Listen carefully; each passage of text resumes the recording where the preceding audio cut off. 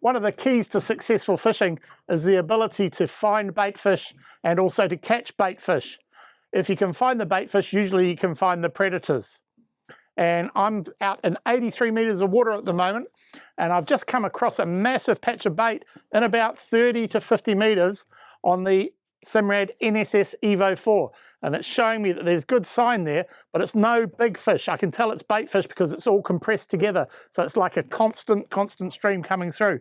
So what I'm going to do is I've got a set of wasabi sabikis here, and I'm going to drop them down on a light rod with about a 2-ounce sinker down to where I think those fish are, and see if I can catch myself some bait fish and hopefully turn those bait fish into some larger fish. So you want to bomb these when you're in the deeper water looking for bait. You want to bomb it down pretty quickly. And you're looking for your line to stop or a bang on your line that tells you that you're getting a bite. There we go, straight away, instantly.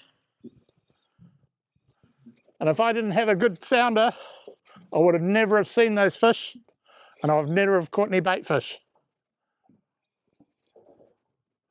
I think I've got more than one here.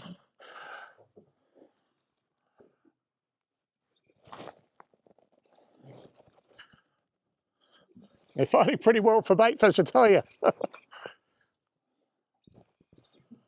That's just one of the many ways that you can use your marine electronics to help you with your fishing, and here they come.